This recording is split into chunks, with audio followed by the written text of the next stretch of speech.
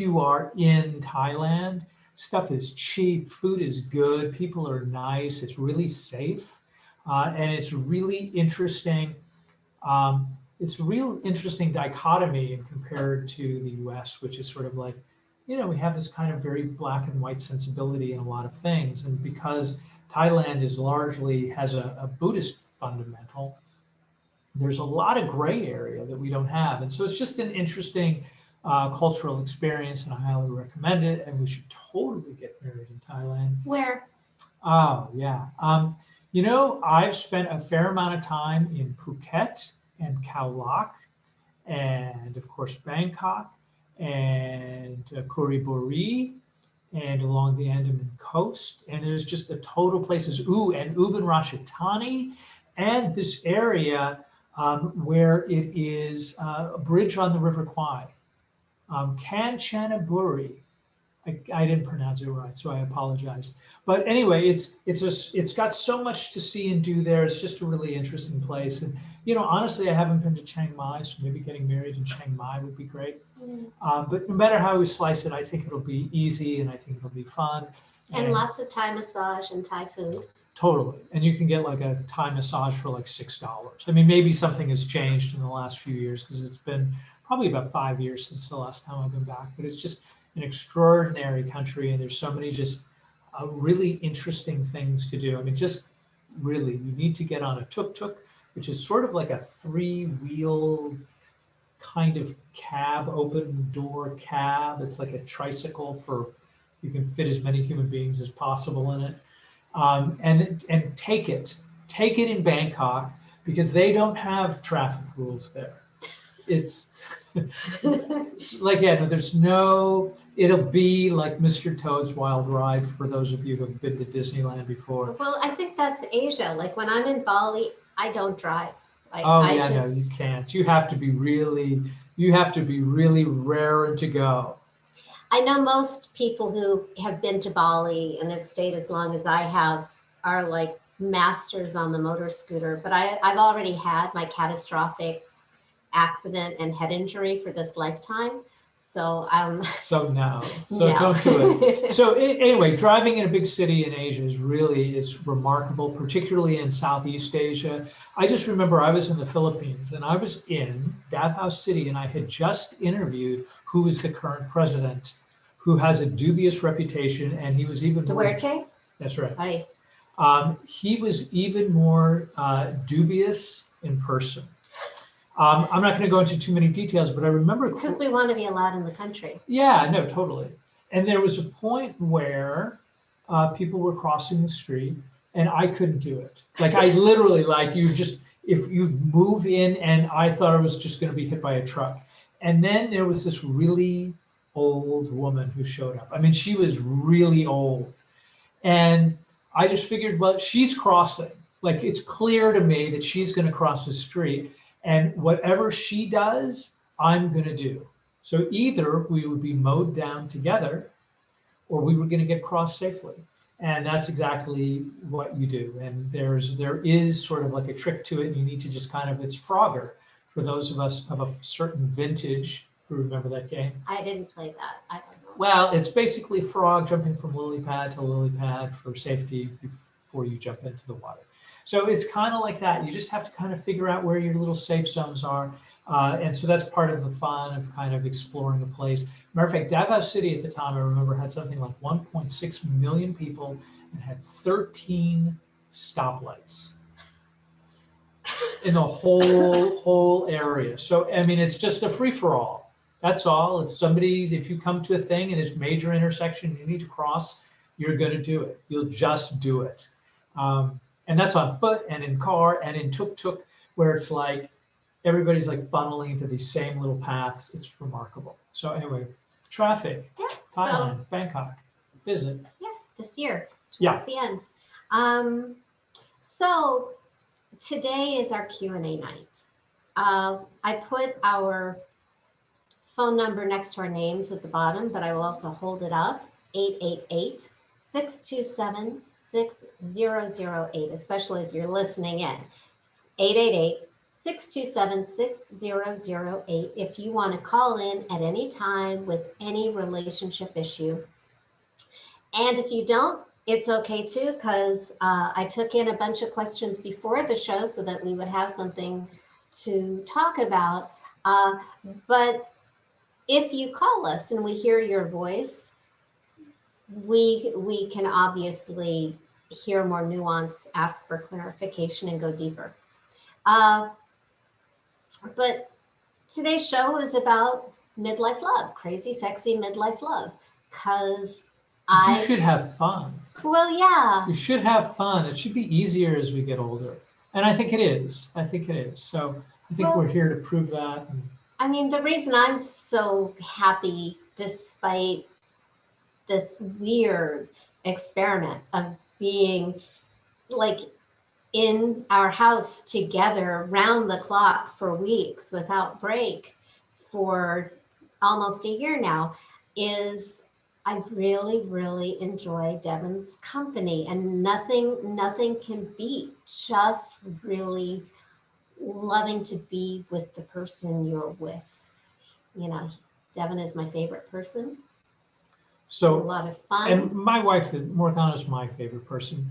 And so what are the odds? What are the odds? I think it's really important to just point out that if you are kind of looking at us and going, well, I don't have that. We didn't. We didn't either. And for a very long time. So, obviously our main focus is to let you know that you can get it, you can find it. And a lot of it just has to do with sort of like being conscious in the moment. And I think what a lot of people end up doing, at least a lot of the people that I end up speaking with, are people who sort of like, they're presented a circumstance and then they get really caught up in sort of like, oh, does he like me? And that becomes the thing, rather than what is it do you need in order to thrive? And will that person, A, provide it for you? And B, will you be willing to provide the thing that this other person needs? And ladies, because I started out very strongly in that position, like auditioning Devin to I feel safe with him. Check. Our first date lasted 6 hours and I didn't have to feel like I needed to perform at any moment. And he was cute. Check. And funny and interesting and smart. Check. And then somewhere along the road, I realized I liked him. And that's when I became a little crazy. And that's when, I don't care how old you are. I was 45 at the time. And by the way, and now I'm 54 and I still get butterflies. And I still get like, does he really like me? Like, even though we've been married 25 times in 20 countries, does he really like me? Why would he like me? I mean, that happens because my hormones, my love hormones, like take my brain hostage. And this is normal. And there are all sorts of scientific names and explanations for the process. So just having somebody sane and disinterested on the outside. I hired a coach so that I could be crazy with my coach and get it out of my system so that I could pretend to be sane again by my next date with Devin. So having somebody who's not just a girlfriend is really, really useful when the feelings start to come in and you forget that you're auditioning your partner for, a long-term commitment. I don't know that you had a bunch of your friends too, to kind of help you through it. I think the first moment it occurred to me that Devin might be serious about me was when we went to your friend's birthday party and I met all these childhood friends of yours, Devin. And one of them said, oh yeah, Devin has been telling me about you. And that was like, ooh, like the antenna went up. He's been talking about me to his friends. That might mean something. Another really good sign is that Devin has friends going back since like elementary school and earlier who are happily married, long-term relationships. Whoever you're with is going to be like the people he hangs out with. So if he hangs out with happily married people, that's another good sign. And if he has really long-term relationships, that's another thing to look for when you're kind of hedging your bets and checking out who this person is when you're looking for a long-term relationship. I was actually going to take this. This is just a sort of a side tip.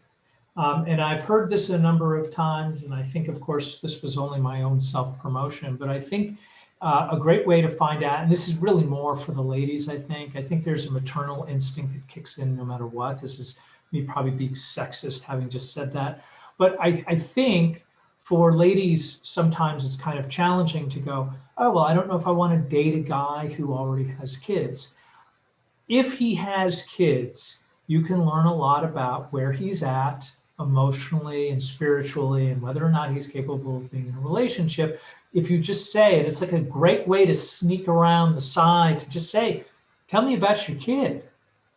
Tell me about your kid. Find out the kind of level of the relationship, commitment, love, all that kind of stuff. Let his eyes light up, all those kinds of things.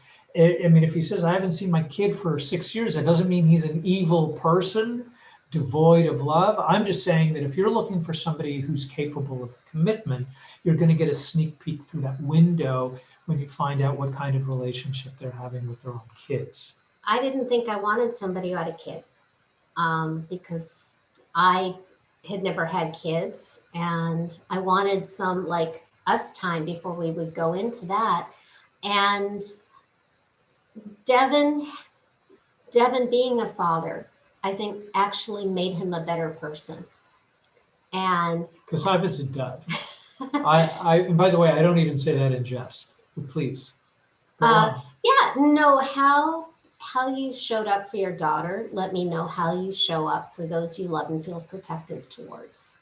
And that was one of the things that I thought I didn't want, that ended up being a plus in your case. Might not have been with somebody else, but in your case, it was a definite plus. I think it made you a better human being. It makes you, I think, a better partner to me. And I just really admired and trusted you more when I saw how you showed up for your daughter. So we have some questions. Again, if you want to call in, our producer is standing by, and our number is 888-627-6008. We've only been doing this for a year, and I still haven't memorized the phone number, but then I haven't memorized my husband's phone number because we have, smartphones now. Right, and heaven forbid. Yeah. Like something happened against that. And if you're listening to the show, you probably are old enough to remember when we all knew where a phone was when it rang because it was stuck to the wall in the kitchen. That's it. Yeah. Okay. So here are some of the issues that came in from listeners that we're going to address today in no particular order.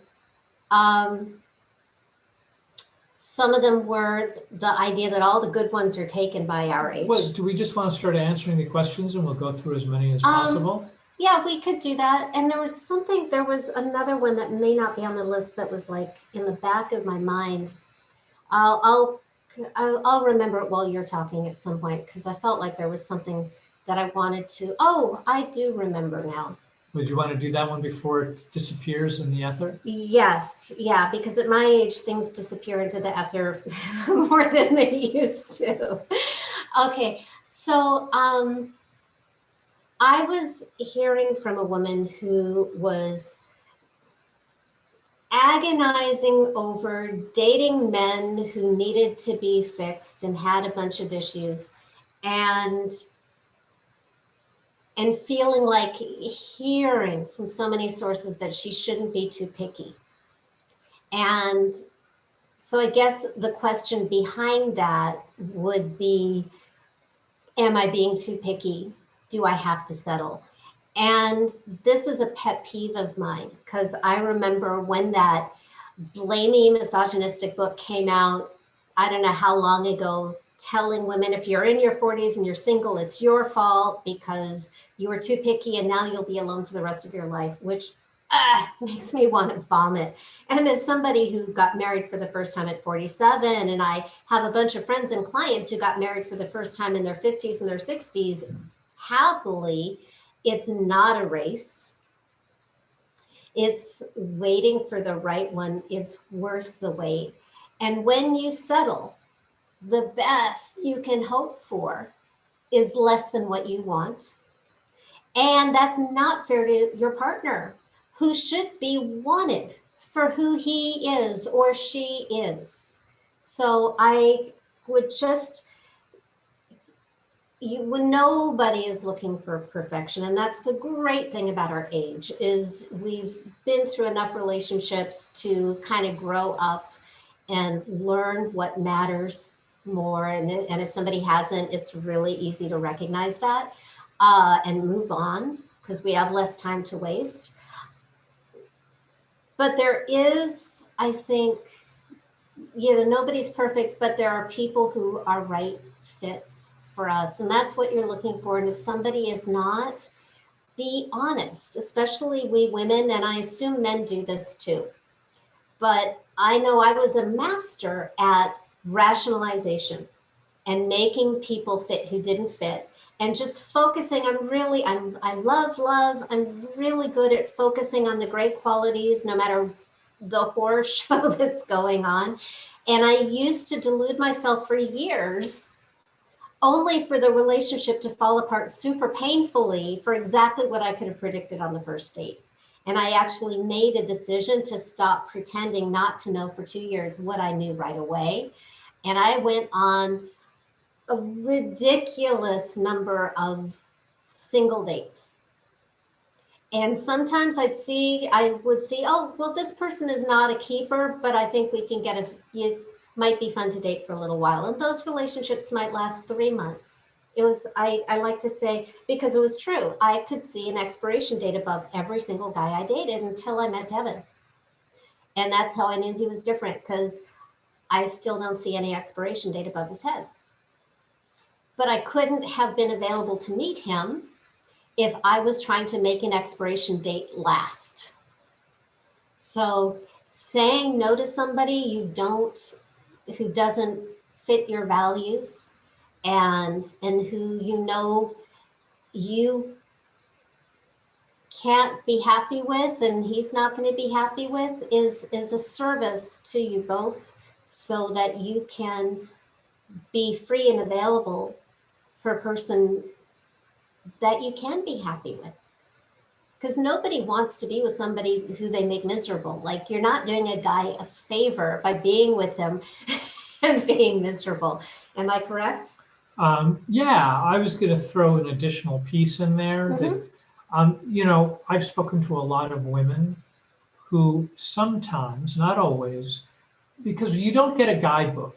Do you know what I mean? Like, where Morgana was talking about this idea of having an expiration date above somebody's head, I think is a very viable one. At the same time, you don't necessarily get the burning bush kind of moment where you absolutely know. Sometimes you do, but sometimes it's like you have to kind of take a look and be conscious of, here's the kinds of things that are happening. Is it working for me? Right? It could be anything. You get to decide, you get to pick and choose of the things. But what I was going to say about the word settling, I think it's important to sort of like have standards and to have consciousness of what it is that you want in your life, right? But you have to be aware of those things. Like, you have to kind of make a decision. It's not just merely, I've had some feelings and then I'm going to run for the hills. And so I think the idea of settling can, not always, again, we don't always get the burning bush moments as much as we'd like to, but settling can also be used as a means to prevent love from happening. In other words, I have this list and I'm adhering to it in the most strict of sense, without sort of exploring additional possibilities. And some of those possibilities might be somebody's been married before, maybe they have kids, or maybe they don't have the kind of career that you think you're supposed to have, and all of those kinds of things. This has nothing to do with whether or not you are a valuable person worthy of love. Like, for me, without question, if you want love, I think you should have it. I think you're entitled to it, like, for sure. I think there's somebody for everybody. But I think it's also important that if you hold on too tightly to some ideas that prevents you from exploring something, in other words, how that might come into play would be, If you're talking with somebody and you're thinking, oh, they're kind of cool, but I only will go out with somebody who's like 5'7" and above. That might be a thing to say, well, maybe I could go have a cup of coffee and at least find out. Like, I don't think they're unsafe for something like that. Like those kinds of things, they're 5'6 3/4. Well, maybe it's worth a little time on your part to explore the notion that maybe that particular thing that you've been holding on to isn't the be all end all sort of notion. I agree with that 100%. One of my favorite things, a friend of mine, I don't even remember who, but a friend said, look for character, not characteristics. So when I'm talking about not settling, is this person kind to you? Do you enjoy this person's company? Do you respect this person? Does this person respect you? That's the kind of thing. Those are things that don't compromise on that.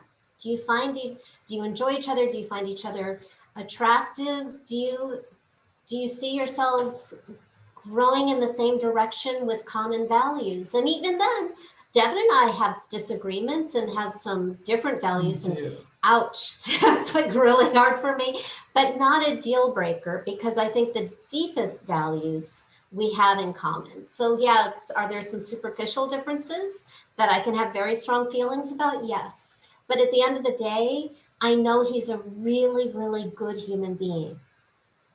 I love that she said superficial things. Yeah, don't bring it up again, because I'll deny it. Yeah, no, I know. Not that we were recording this or anything for posterity to be referred to at some later point. To be used against me. Right, no, I wasn't saying anything like that. I was acknowledging what I heard. That's all. Cancel. Right. So, but hopefully, if you're at home and you've been having challenges, because I do think it's easy to get into a mindset.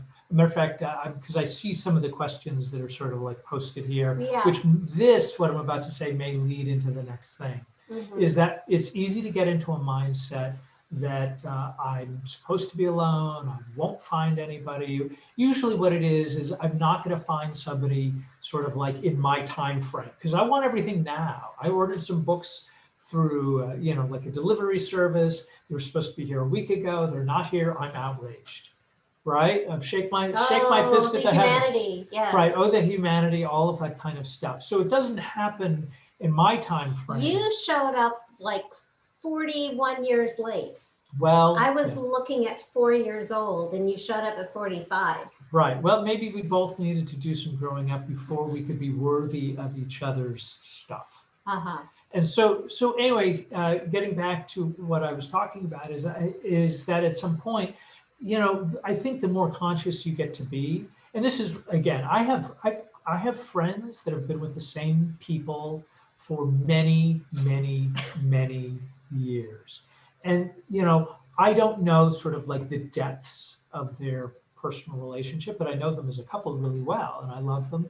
And I think there are some people who do it really, like, I think their issue in this world right now is not being in a relationship. They met, they fell in love, they got married, they made babies, they stayed committed. Some didn't have babies, they stayed committed, they're walking the same path together. And that's like, I would be astonished if it wasn't till death. They are space aliens. Right, they are space aliens. But then there are people like myself, my lovely wife, where we had to put forth a little bit extra effort. We're slower cookers. We're slower cookers, and it also means that I think you cook more quickly when you start taking responsibility of sort of like, for me, what happened with me is that I started taking a look at like, okay, well, here's what happened in these failed relationships. And certainly the common denominator in the failure is this guy.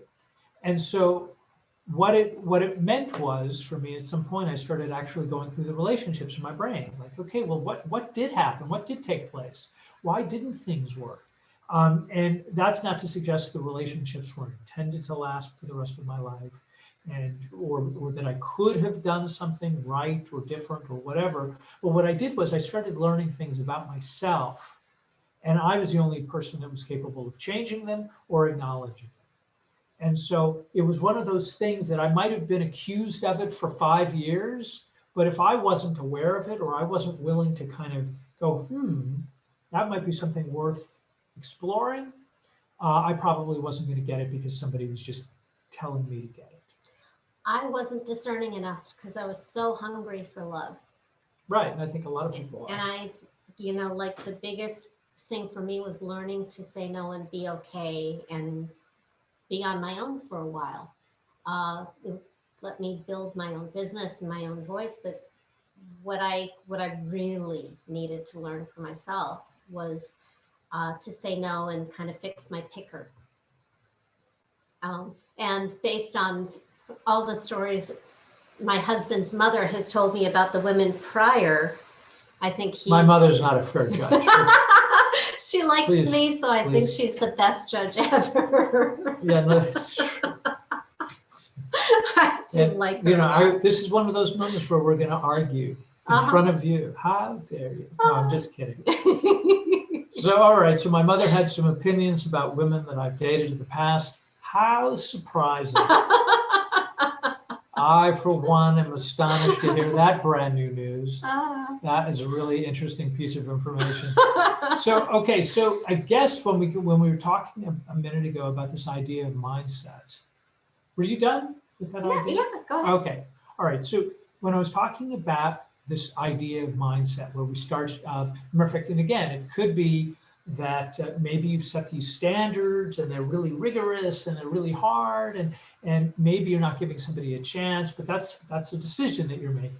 It may be a small secret decision that's in the back of your mind, in a vice grip, or maybe it's part of your culture or your family or something else. Like, oh, well, we only marry doctors here in this family. So anyway, this first question, can you believe it? We've been talking this long and we're just getting to question number one. Yeah, I can totally believe it. Right. Go ahead. So the first question is, all the good ones are taken. Just imagine a question mark after that. Right. The belief that all the good ones are taken. Right. Meaning that if you didn't get married at 20 or 25, that the limited pool of human beings are separated into good ones and duds, and that only after, like, all the smart women married all the smart guys, and all the good women married all the good guys, and whatever's out there now is somehow just the That's rabble. Right. We are the leftovers. We are the leftovers. This is after everybody. We are the ones who've already been picked through 1,000 times. We were at the bottom of the basket at Filene's basement by the time we met each other. Right. That is horrendous. So as you can see, that's well. But I do like the point that the guys who are great in relationships stayed in marriage. Some of them. In your case, what was your different? Like, you're great in relationship now, but you were horrible when you were younger because you were slower. Horrible is strong, but yeah. No, I read your book. Right. No, I needed. I read your memoir. Right. Okay. So all right. Fair enough. Fair enough. I have that thing recorded earlier about what you said. And I have an entire book that she could go, page 42. Of 10,000 miles of my dead father's ashes. Indeed. So, so please go on. Yeah. So no, you brought it up. What are your responses to that? The good ones are taken. So I think part of the question is that there's a mindset issue. And the mindset issue is a really big one. I think it's a real big one because there is sort of like the ideas of facts, but a lot of our personal relationship isn't really about facts per se. I think it's about our perception. And our perception is something that we kind of like, we mold into a circumstance where we're right, or we're the victim, or if only under a different set of circumstances, I'd be the happiest person. I shake my fist at the heavens some more. And so you have that element to it. And then of course, there's this idea of there's actually, like, for people that are good for you, that will bring you peace, joy, comfort, people that will want you to be your best self, and you, because you're around them, will want to be your best self, that there's a limited number. There's 7.5 billion people and growing. Right. So a lot of good people can be married and still a lot of good people be looking. And people change. So great guys who were married before, they grew in different directions. Doesn't have to be anybody's fault. People make mistakes, or they grow in different directions, or circumstances change, and you only need one. So if you just approach dating, first work on yourself to be the person who would be a good match for the person you want.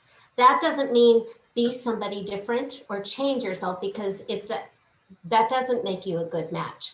But work on your own self-love and your own happiness with life, and your inner blocks, and whatever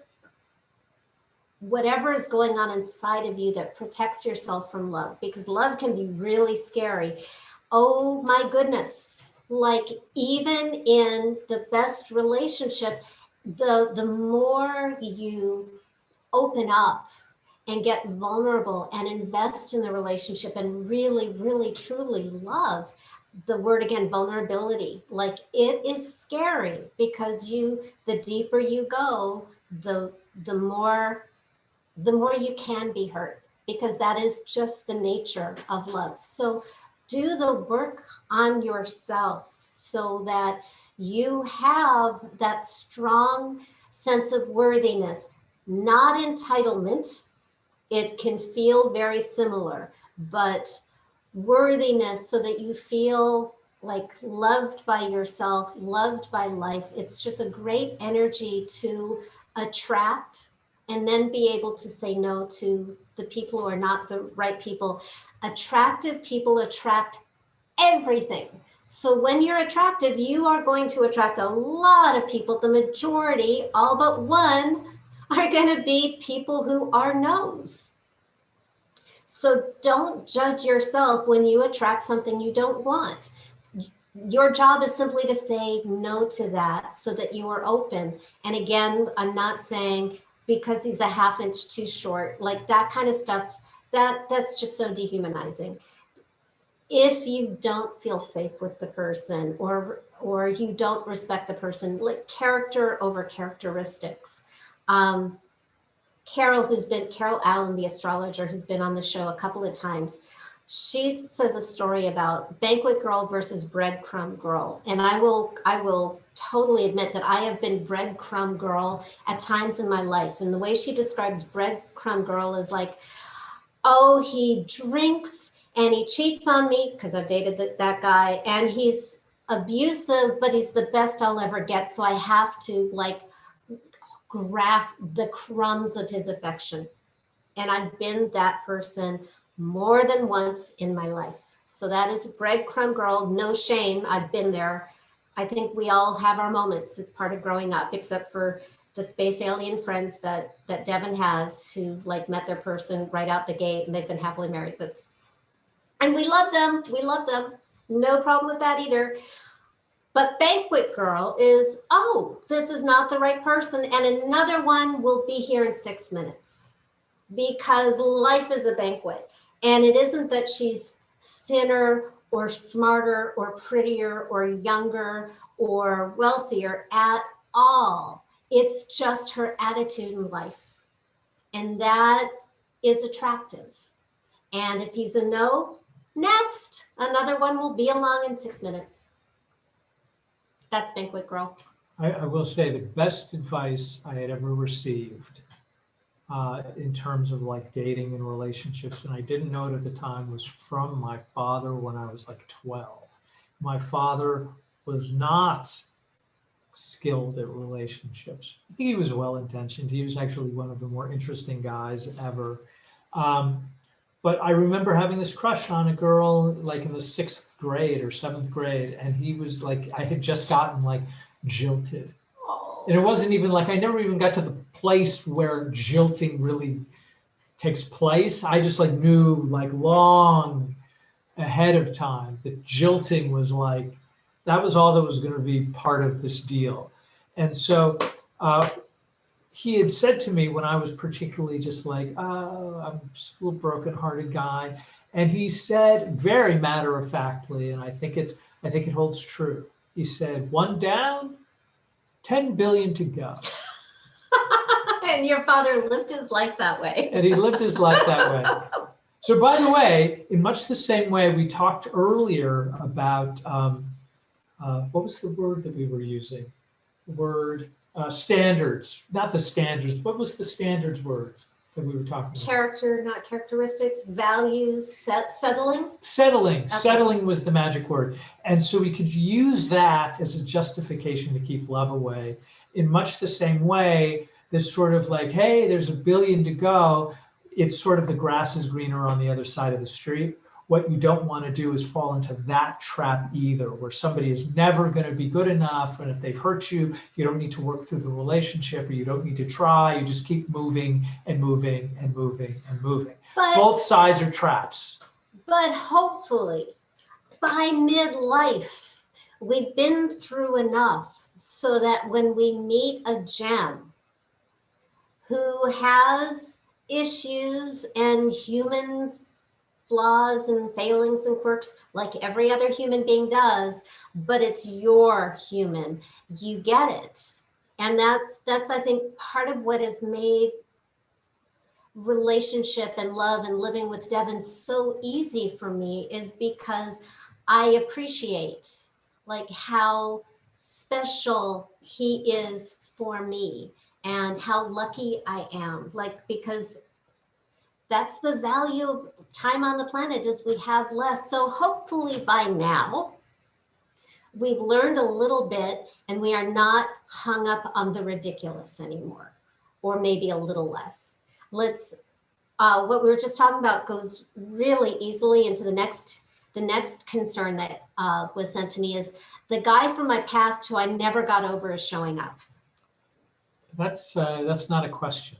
What does that even mean? Well, that was the question that was sent to me, the concern, looking for advice on that. If he's from your past and it didn't work before, this is not an absolute, but my intuitive hit is it probably will not work. There's a reason that relationships don't work. Of course, there are exceptions, and you get to be the chooser. And what is actually, I think, a good thing to do. I had a year, many years ago, where I set the theme, my annual New Year's theme for the year. This was going to be the year of peace and love. And I had this fantasy that my business would be peaceful and I would meet the love of my life, and neither happened. But what did happen was every guy who had broken my heart and got away or didn't know I existed or whatever, that I had never completely gotten over, they all showed up that year. And they all wanted to date me. And I got to meet with each and every single one of them and sit across the table from them thinking to myself, oh my God, she who I used to be so into you. And I'm so over you now. And it was glorious because I got to make complete peace with my love life and realize I've already been on that ride and I don't need to be on that ride, and I know how the ride ends. Nice to see you, bye. It was fantastic. I hope everybody gets to have that experience if you need it. So maybe seeing him and remembering exactly why it didn't work out might give you some closure, but it sounds like a red flag to me. And kind of coming from that breadcrumb that you can't do better. That's my hunch. Meet him, check it out, see for yourself. Devin? So this guy from my past who I never got over is showing up. That's an interesting one, because I think, I'm not 100% sure on this. I could be wrong, but I'm going to, again, you get to decide. I think I remember reading about sort of like a general study, and one of the differences between men and women is that men tend to think of like what's out there in the future, and women tend to sort of like over romanticize the past. And of course, that's not always true, because as soon as you say that, there's going to be a woman who's only caring about the future and some guy who's hung up what happened 3 years ago. And so I think the general idea here is that if it didn't work, maybe it could work again, but what has changed? And I think it's kind of, for me, I always kind of go to, well, what is the thing? What are we conscious about? It's not merely, oh, he walked into a room and he's my dreamboat. Oh, look at him. He's so charming. And all that stuff is great. I think that's great. I think we love that. I think we love this idea that we see each other from across the room and magic and lightning bolts and all the fairy dust, flies up in the air. And that's all great. But I think there's a certain reality. So if it didn't work the first time around, what changed? What's the thing that has what's now different? And if you don't have an answer to that, other than, oh, but he looks so great now, or she's beautiful, or whatever, or she really, like, she gets me, I don't know if that's enough. I don't know. I mean, you can listen, the worst that can happen, go have lunch. Go have lunch, but be really conscious of why you're having lunch, what your expectations are. Are you ready to run and jump back into romance again? Or are you looking to kind of figure out, maybe there's some real obvious thing where you were both too immature, but also implies you've matured, which may or may have happened. And have you? And has he? Right. I think that's a great response. What has changed? Because if nothing has changed, it's not going to end up any better. And I think we get to take what we love from a relationship, and then we get to say, okay, the next one is good. That's the baseline for the next one. It's going to be this and better. And wouldn't that be yummier than trying to make, like, an old thing that didn't fit before fit? Next one that comes up in our list here is, this woman wrote, I feel this dread that every man is going to leave. That's a tough one. Well, and you can navigate it, but yeah. It's just a tough emotional place to be in. Well, my mother rejected me. My stepfather rejected me. My father rejected me. A lot of my girlfriends turned on me when I was young. So I have this built-in fear of abandonment. And,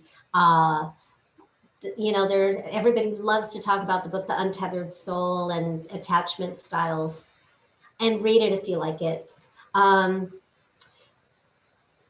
What I did was I worked on my relationship with love. And those who know me from my work with relationship with money, uncovering the root cause of repelling it or why it goes away. Money as if it were a person, the monster who is scarcity and dramatic and makes you feel not good enough and insecure in the world. And if you don't know that, go to my website at morganaray.com, and there is just oodles of free stuff there, starting with a 4-part video series and just hundreds of videos and articles on my blog. I did the same process with my relationship with love in 2012 to see why I was doing everything you were supposed to be doing and taking all the classes and working with the coaches, and why I was still demanifesting love and getting my heart broken. And I would, work with coaches and take classes, and they'd say what to do, and it'd be like, well, I am doing that. So what's going on? And it just kind of triggered in me the same experience that I had with money, where you do everything right and you aren't getting the right result. What are you protecting yourself from unconsciously that is giving you the result you're getting? So I really dove deep into all of the hurt and the betrayal and the rejection, starting with childhood, and built a really great case for why love is not only dangerous, but even deadly to me. And that's why I was pushing it away. And I personified this love monster and rejected it and obliterated it and said, you don't get to be in my life. And I made space for a different experience of love in my life. And I met Devin 2 months later. So that is one approach, is first you have to really make love safe. And if you have dread, by the way, you have very good reasons for it. So it's not that there's something wrong with you. It's that you love yourself and you want to protect yourself from pain. So we want to make it safer for you. And I also want to reframe the dread that men will leave. And a coach friend of mine said that failure is the norm. The relationship that lasts, the marriage, that's the exception. So it's the norm. It's not actually a failure. It's supposed to be that way because the person you're going to be with, rejecting and forsaking all others, is supposed to be special. And maybe you meet the person right off the bat, but if you're like us, you don't.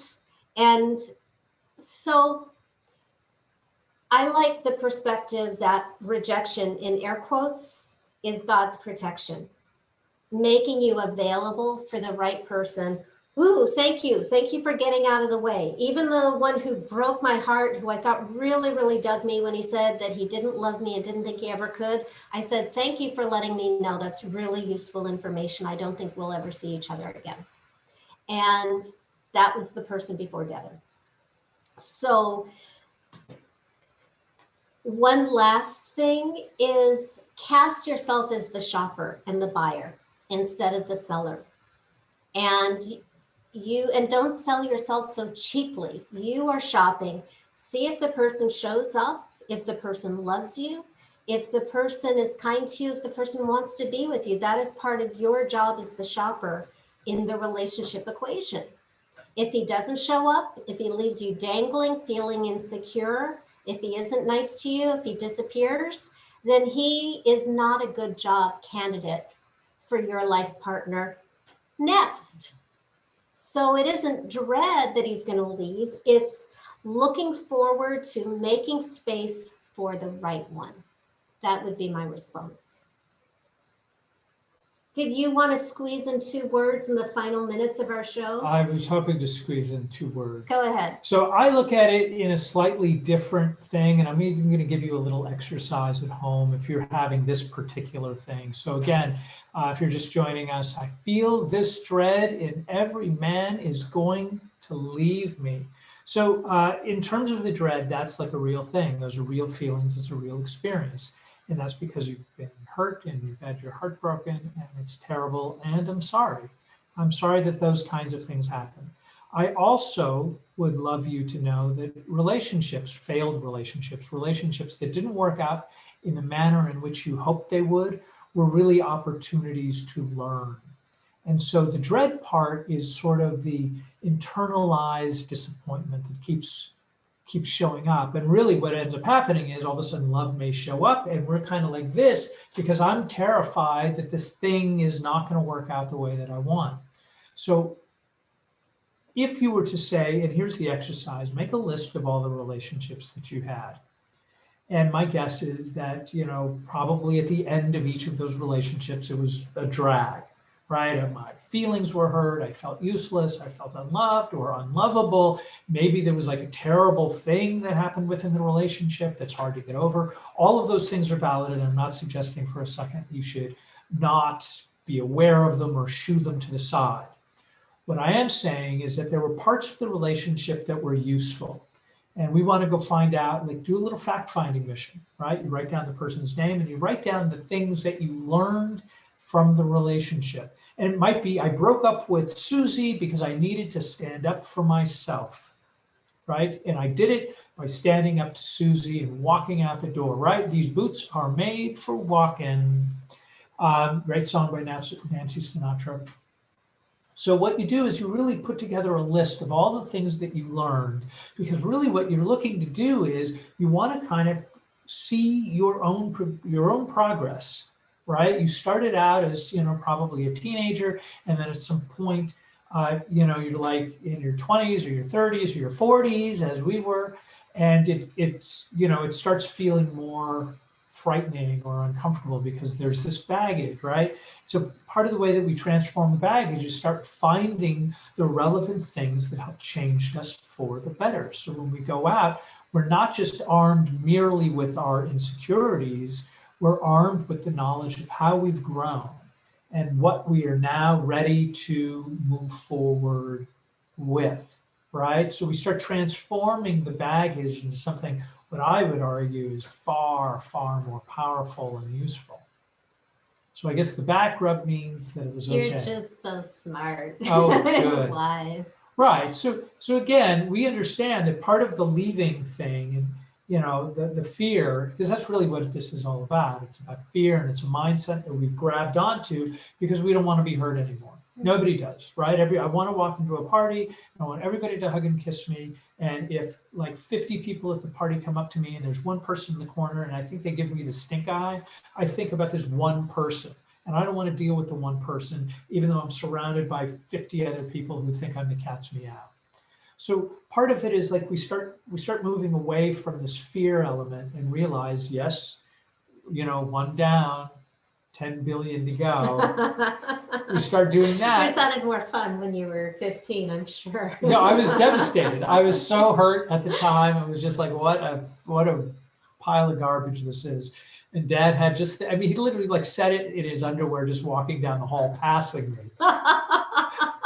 like he didn't care, but it was actually useful. It was actually useful to go, oh, this isn't that big of a deal. Like, yes, I should pine away. I should mourn this theoretical loss. And it started becoming more empowering when I started realizing, well, but I did learn things from that relationship. And I did learn, I really from that first relationship, that was a non-relationship, right? That very first relationship, that non-relationship was really like, oh, I'll be fine. I'll get through this. It was uncomfortable. It was terrible. I cried my little face off. My father insulted me in his special way by like this flippant kind of thing.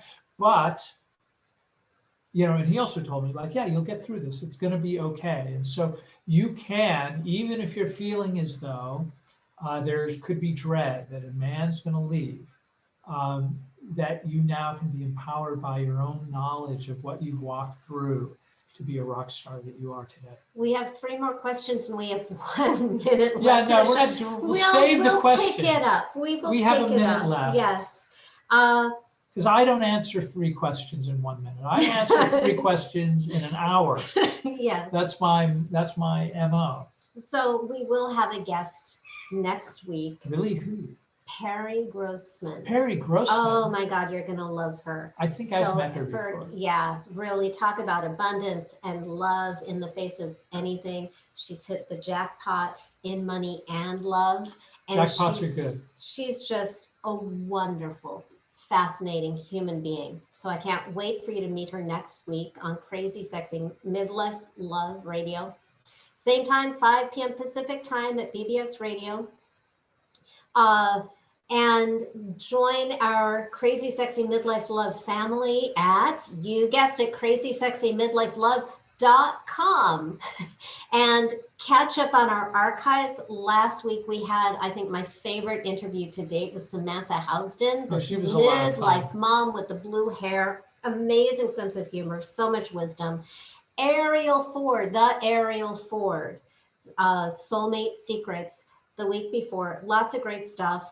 Keep sending in your questions. We have a guest next week, but we will be back answering your questions because we love. And we have 3 questions, so thank you. Have a great night.